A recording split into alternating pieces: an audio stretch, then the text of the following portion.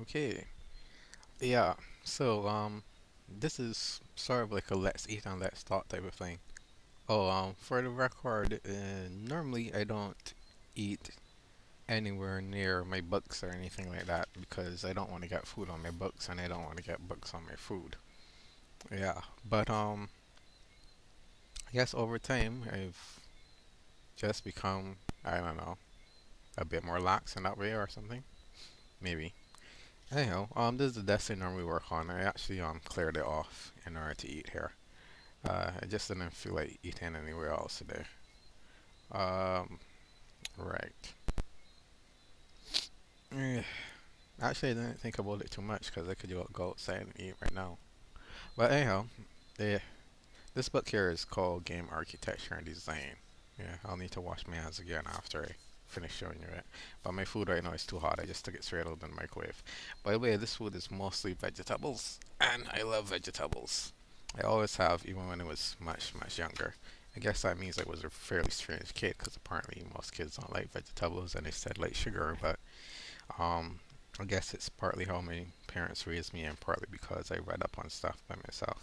Anyhow, sugar is actually fairly poisonous. The only thing that in your body that uses sugar is the brain, and that may make it sound like it's really important. But there are lots of other places that your brain can get glucose from without taking it from refined sugars.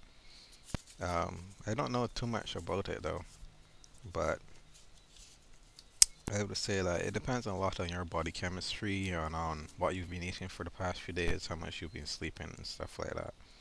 But I think in general, with today's modern lifestyle, you sort of put your body into like this state where it doesn't sleep enough, it doesn't want the correct foods, and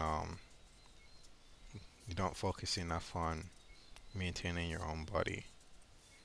And I have no idea why these papers are in here or what they're about. I guess they were here for a while. Anyhow, this book came out in like 2001 or something like that, fairly long time ago. I think I've had it for maybe since 2003 or so. I don't know. Normally nowadays I put the date when I, oh yeah, it says June 2000 actually. Is that possible? I thought I saw some copyright there that was in 2001. No, it says 2000. Okay. So I actually got this book apparently in the same year that it came out. How about that? Um, yeah. So what do I think about it? Well, as a book, it's sort of intermediate amateurish. It isn't really the most professional written book, and the company behind it obviously was fairly young and didn't really think out things fully, but they made a very good attempt, especially if this is one of their first products. It has a slightly different style from most things. Like it has a foreword, which is signed by the president and the editorial director. I mean, how often do you really get such high-level people really speaking directly to customers? So I think they really wanted to make the book like one of the things that says the information in the book is worthless unless you can find it quickly when you need it. We put a lot of effort into our indexes and heavily cross-reference our chapters and so on. And I can say that in when I was reading it through the first time many years ago, it was useful. It has fairly big index, a lot of definitions and stuff like that. Um, it doesn't have everything like the 80-20 rule. I wrote all that into the index, so I don't know why that isn't listed. But it has a lot of good stuff, you know what I mean? Anyhow, nowadays there are probably better books because this is now 9 years old. Yeah, 9 pushing 10 years old. But the reason I started reading it again is because I realized um, I want to basically inspire myself. So in order to inspire myself, I like to read things written by successful people. So the people that wrote this book, however, I don't think they really were game designers. Let me see. It says it's written by Andrew Rawlings and Dave Morris. And Dave Morris was a best-selling author and game designer. I guess I'll have to look up and see what else he wrote. And Andrew Rawlings is a consultancy over aspects of game design and includes technical planning related to game design. So yeah, I guess they did something. Well, thanks to Google, I can now like maybe see if I can look them up and see exactly what they did and stuff. However, there are a lot of people who write articles on the net, even if they haven't written full books, who are very successful and well known. For example, John Camrock for a while used to have this plan thing where he always wrote about whatever was on his mind. Some of the articles are fairly technical, but they're also accessible in that he writes about things in terms of how he came up with solutions for problems. Because I find that a lot of my thinking was similar to a lot of his, but the difference was that when I thought up a solution, I was like, ah, who cares about that sort of stuff? But obviously, or I was saying, well, hey, I'm not working in that field. But John Carmack is somebody who really created a field for himself to work in a way, because he was one of the first people to bring 3D looking graphics to PCs. So that's he's the guy behind Wolf 3D and Doom and stuff. There are a lot of people who work with him.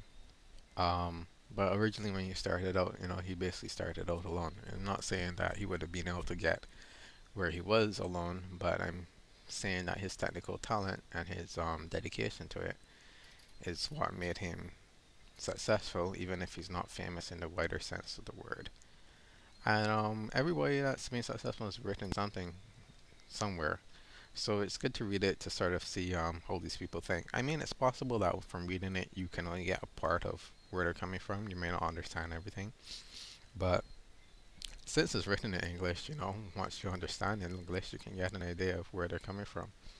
And I suppose since the world is now centered on Japan, it's good to learn Japanese and read stuff that's written in Japanese. But I haven't done so myself. I have a book on Japanese, but I just haven't really decided, what, I'm going to learn Japanese. I've never made that commitment. I actually know more Chinese than I know Japanese. Um, they're similar in some ways because they have a similar root, but Japanese is totally different. First of all, Japanese is really like four languages. There's spoken Japanese, there's kanji, which is based on Chinese, there's hiragana, and there's katakana.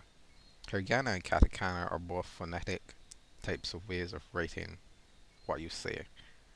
Um, I can't remember which is which, but one of them is used for more for foreign words, like if they're wanting to write out a word like helicopter or something that's really English, or is being borrowed from English, where they change the pronunciation a bit. Like for example, the L and R sounds are similar. So to a native Japanese speaker with not much training in English, the word like a song that has a R, like Carl, would be sort of difficult because Carl would sound like car or like cow to them. And if you like actually pronounce it and notice where you're putting your tongue, R and L, the only difference is that your tongue is further back for the R, R L R L. See? So yeah, I guess it got totally off track here. But anyhow, I was just saying I never really did any book recommendations and put them on. So I don't really know if nowadays this is the best book to get. I don't even know if it's still in print, but it's a book that I have, and it's a book that I'm going to reread. So as you can see, it's quite thick, but about a good section of the book is devoted to talking about C++, and that sort of shows one of the things that is wrong with game development now. Like a lot of independent game developers use things like Game Maker. It isn't because they're not smart enough to use C++, it's because C++ isn't actually good for making games. It may be better than C in some ways. It may be better than Java in some ways, but it's just because they're not the best tools. Those other things aren't the best tools doesn't mean that C++ is really good. It's just not as bad as the other things. Like all this stuff is like C++ stuff, and the fact that it takes so much space to write up is part of the problem. See, it's like basically a text-based language. You might say all languages are, but no. Recently, the Unreal Development Kit was released, and that is really a visual-based language, in the sense that you can start using the Unreal editor and work backwards towards the text. And Sun is right now working on internally on projects that have involved manipulating syntax trees directly. Now, I wanted to do some work on this myself years ago, but for various reasons, I never really got anywhere. So I just was mentioning it in case you want to know, like, if you want to get into game design and stuff, you want to try it. The best thing to do right now would probably be to get the Unreal Development Kit, or UDK, download that and start playing around with it. Now, I haven't done that myself because it's not where I want to go. but I probably will eventually just to get an idea of how it is. My goal right now is more towards productivity software, productivity tools and services. So yeah, this game stuff. I guess to me that's like a dream I'm letting go of basically. There's no way I'm going to be able to get into game design as a game designer. Um, and that's basically all there is to it. All right. Well, later.